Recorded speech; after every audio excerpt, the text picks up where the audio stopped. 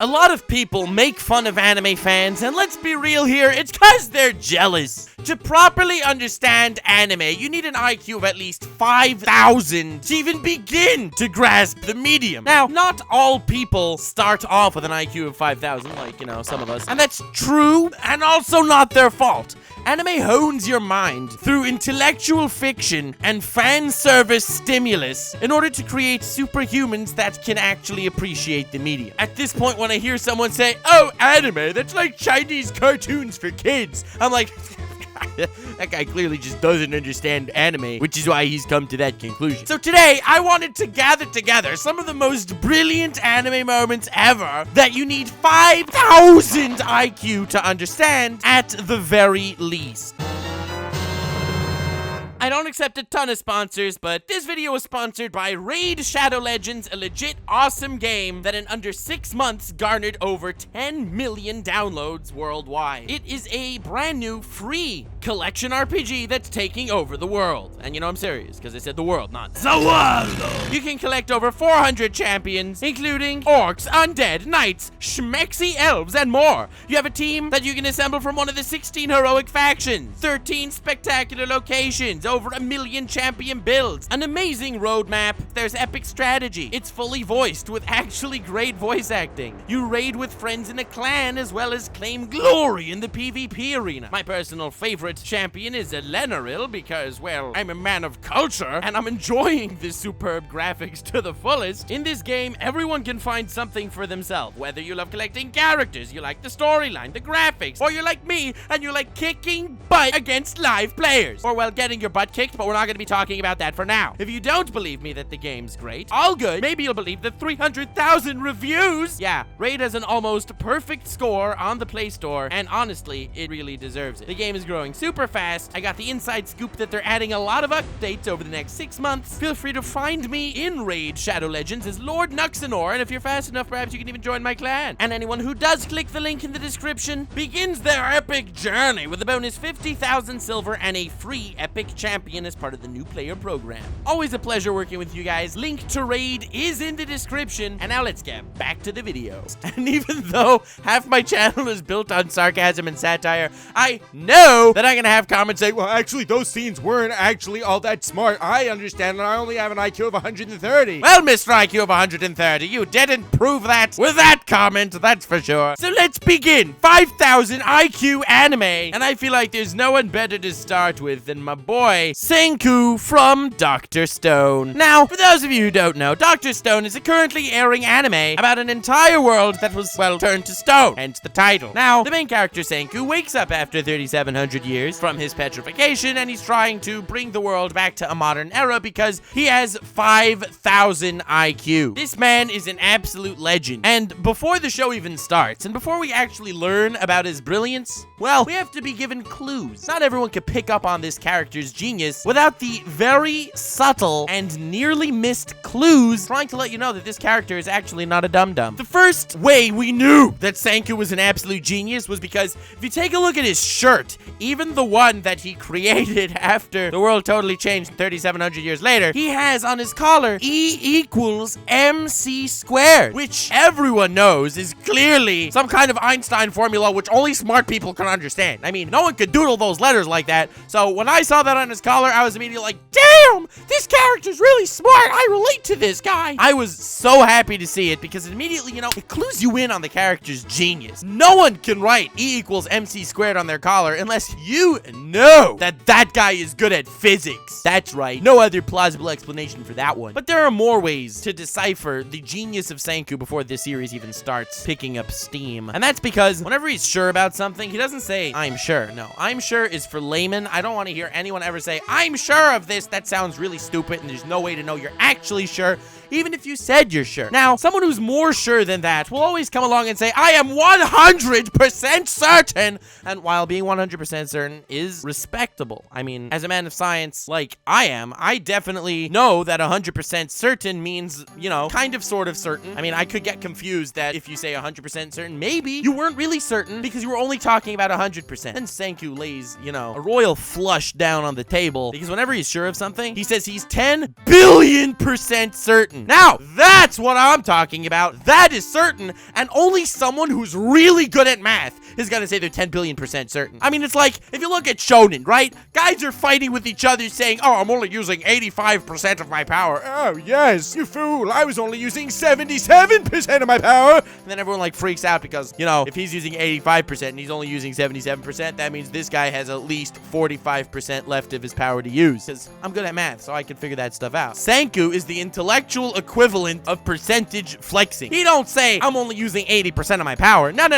He says he's 10 billion% certain about literally anything that ever happens ever. That way you can never question his certainty, immediately locking you into a checkmate. I respect Senku tremendously for this, but past all of that, you really know the guy's smart because he had the patience to count 3,700 years worth of seconds. That's right. This guy was turned to stone, and the logical thing to do, since he couldn't move, was count every second for the next 3,700 years, because only a smart guy can count like that and will not lose patience. Most people say, I don't know what losing patience has anything to do with being smart, and to those people, they're stupid because they didn't watch Dr. Stone. Only a real genius can count the billions of seconds required that goes into 3,700 years, so that is how you know that Senku has an IQ of over 5,000. Now, there are many other over 5,000 anime moments, and I think that this video documenting them is really important for the anime community as a whole. A lot of people make fun of anime for being dumb, when in actuality, they're getting flexed on by the secret genius of the anime itself. So, max 5,000 IQ anime moment! Alright, it doesn't work with the clapping. We're not gonna be able to do that this time. I'm sorry, fam. And this is from my boy Ash Ketchum from Pokemon, and this mad lad definitely implements a ton of strategy into his fights. Most people are thinking to themselves, what? Ash, he's the guy that uses Pikachu against ground types even though he has water types. Yes, I know stupid people like you would not understand the true 5,000 IQ brilliance that emanates from Ash Ketchum, the protagonist of Pokemon, and I will use this match as a perfect example. Ash versus Roxanne, the rock-type gym leader from Gen 3. That's right. True intellectuals already know where I'm going with this. So, Ash is going up against a rock-type gym leader that is gonna use a Geodude, rock and ground type, and a Nose Pass, a rock type. So, Ash, the absolute genius mad lad that he is not only smart enough to halt his aging process, but he has a Trico and a Pikachu that he's gonna be using in this fight. The reason why he chose these two Pokemon was simple, actually, if you know how to think with an IQ at least above 420. You don't even need 5,000 for this one. Trico's grass type, and grass type strong on rocks and ground types, and Pikachu is Pikachu, the protagonist of Pokemon, so is OP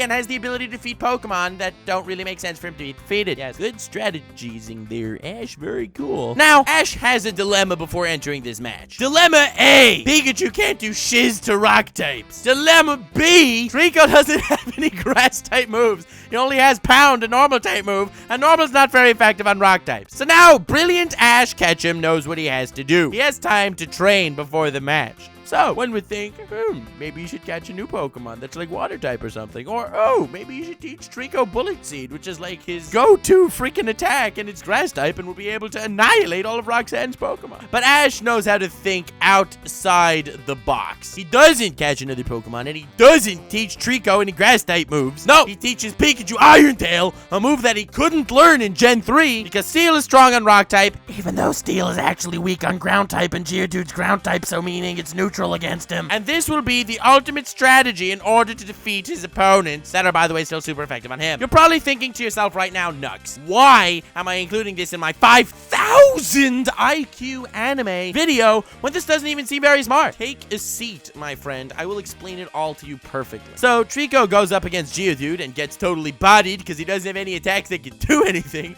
And then Pikachu proceeds to annihilate both Geodude and Nose Pass. What an absolute Chad. Very cool. So now, the reason why Ash was able to take this victory from the clenched dead hands of Roxanne is actually because he was lulling her into a false sense of security all along. She was like, alright, all my focus needs to be on Trico because Trico's the ground type. But Ash, the absolute brilliant Chad that he is, said, ha, I'm gonna trick you by not having my Trico be able to actually do anything. And with Trico's incompetence, I will manage to overpower you with Pikachu for absolutely no reason plot-wise. And she was like totally floored by the entire strategy, as was every viewer, thinking to themselves, how did Ash actually win this? And then Ash just turns his hat around backwards, unleashing ultimate power, and grabs the victory. Thank you, Ash. Extremely cool. Thank you for teaching us true strategic prowess. I couldn't have figured something out that great myself. Next, 5,000 IQ anime moment. All right, I said I was going to stop, but it was actually really fun when I did it the first time, so now we're going to stop. And this next brilliant moment of anime stems from the glory of One Piece itself. Now, I'm not even talking about Oda's behind-the-scenes mastery, because I was certain all along that the One Piece was going to be the friends they made along the way,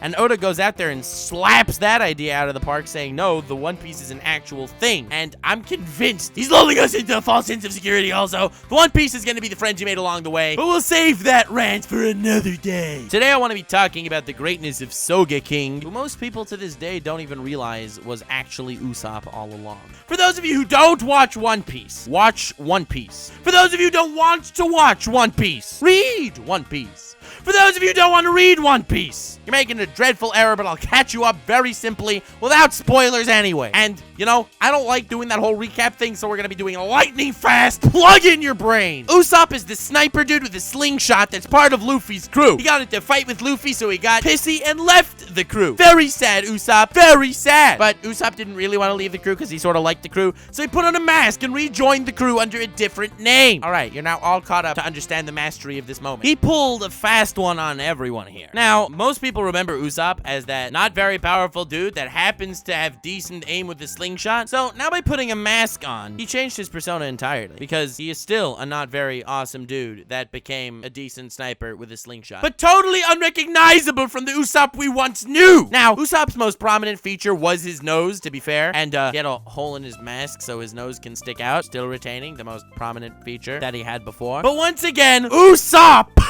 was lulling the crew and every viewer, by the way, who also had no idea who he was, into a false sense of security. If this was really Usopp, would he make it that obvious by leaving a nose hole for himself? I don't think so. Usopp is a masterclass liar, and no one has ever caught him on his lies. In fact, the only reason why I know he's a liar is because One Piece was good enough to show us his inner monologues where he was actually lying about his army of 10,000 soldiers. If we wouldn't have had those inner monologues, the entire viewer base would have been completely fooled by Usopp. So right now, where Usopp did successfully fool the entire viewer base, and not only that, left a nose hole to lull Luffy and the viewers into a false sense of security, no one was able to know that Sogeking was actually Usopp. In fact, to this day, Luffy still does not realize that that sniper king that helped him out that one fateful day was Usopp. And this is the type of disguise that anime uses. Not the generic let's hide or let's dress up approach. No.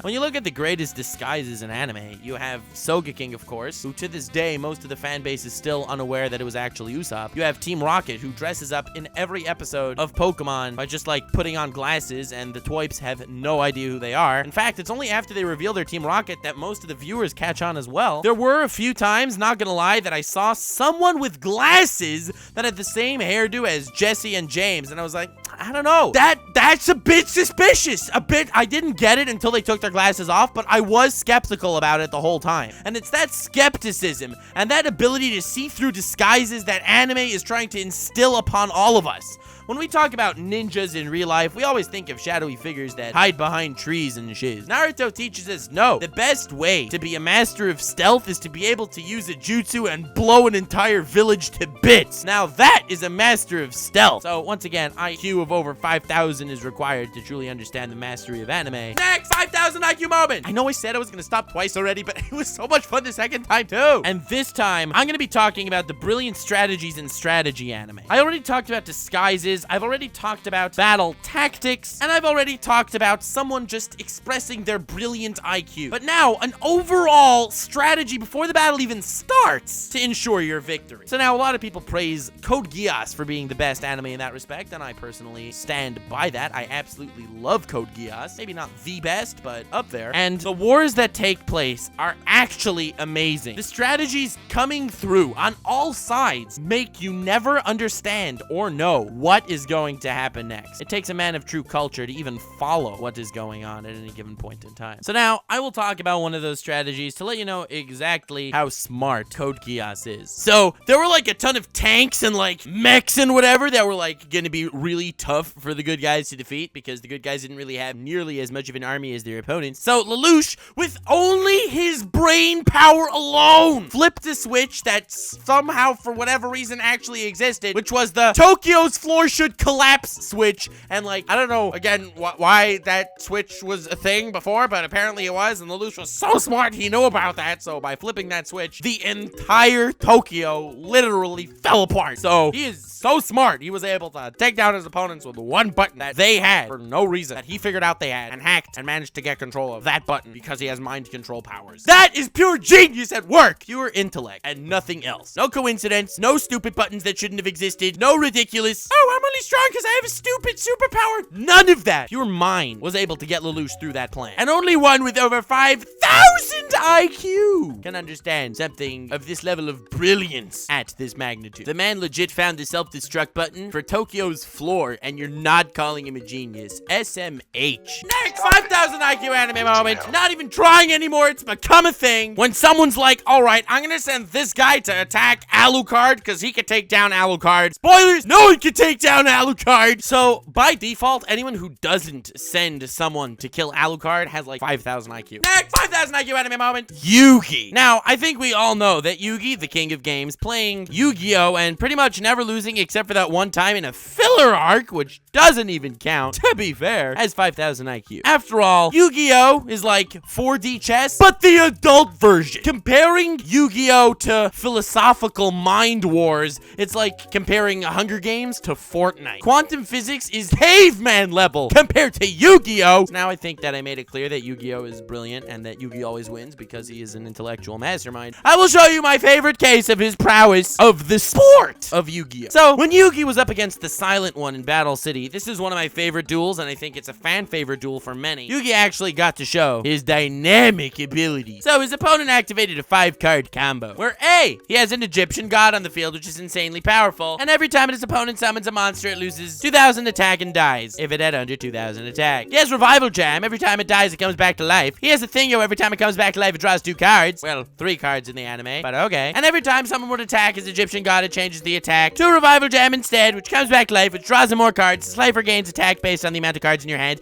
It's an ultimate combo, is what I'm trying to say. The guy's basically invincible. And then Yugi comes along and drops the ultimate trap card, the reverse Uno card, and steals the victory. Well, he wins because he's Yugi, and it's a combination of cheating, setting the deck, part of the cards, and the power of friendship that lets him pull through. But really, we all know the truth. There are no coincidences, and it's all his massive big brain intellect. His hair is just to cover up the extra brain that is coming out of his head because of his absolute genius. Saying this guy has 5,000 IQ is honestly an insult to his 40,000 IQ mastery of the Yu-Gi-Oh! Duel Monsters card game for children that adults play too occasionally. Not because they're autistic, but because they're chads. And Yugi unleashes the ultimate strategic combo to defeat this guy. He attacks, so the attack changes to Revival Jam. When Revival Jam dies, he activates a spell card when he shouldn't be able to use spell cards because it was in middle of an attack, and spell cards can only be used in the main phase unless they're quick play spell cards. But he cheats and uses the spell card Brain Control anyway to take control of Revival Jam.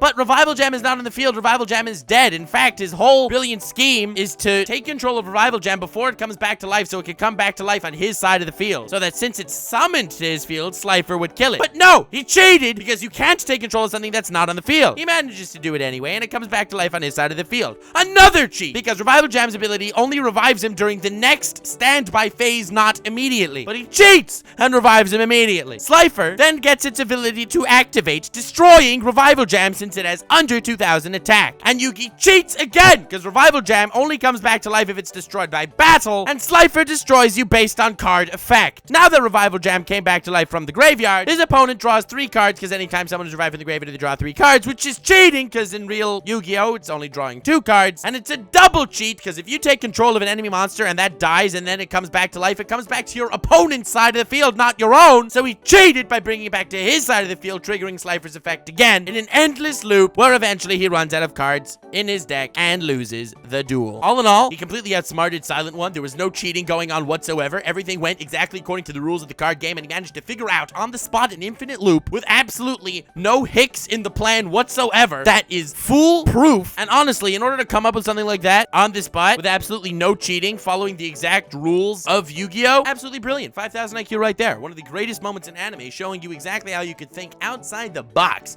And he didn't cheat, didn't use the power of friendship, no hair power, no protagonist abilities, no heart of the cards, none of it. Pure skill and wit. Skill and wit. I hope your brain expanded from this episode of 5,000 IQ anime. If you did enjoy, please slap an intellectual like on the video, because 50,000 likes and 5,000 IQ anime 2 will be out within a week. And if it gets over 100,000 likes, I'll even talk about 6,000 IQ anime. So you may definitely want to slap a like on this one. Also, subscribe if you did enjoy this video and want future epic anime brilliant content made for only true intellectuals like you and me. Let me know in the comments some of your favorite 5,000 IQ anime moments, and let me know also what your favorite duel in Yu-Gi-Oh was, because I really like that Silent One duel, and I get the feeling a lot of people did as well. Just curious to hear your thoughts on that one. I have a link in the description to my Twitter. Feel free to follow me there. That would be extremely awesome. I post really intellectual memes like this one over here, properly describing my comment section. Biggest flexes in anime. I sleep. Greatest plots in hentai. I sleep. Biggest flexes in hentai. Awake, Squidward. Yes, I know. Probably blowing all of your minds right now with facts and logic like I usually do. Feel free to follow me on Twitter for more brilliant facts and logic. I also have a link down there to my Patreon. All patrons are invited to my Discord server, so it would be extremely dope and helpful if you pledged on Patreon. Like, super awesomely helpful. Hentai video was age restricted, so that was sad, and it would be really dope. I have a link to my merch, because sanity is overrated. Feel free to pick some up, as well as a link to my Twitch, where I hope I will be streaming soon. I know I didn't yet,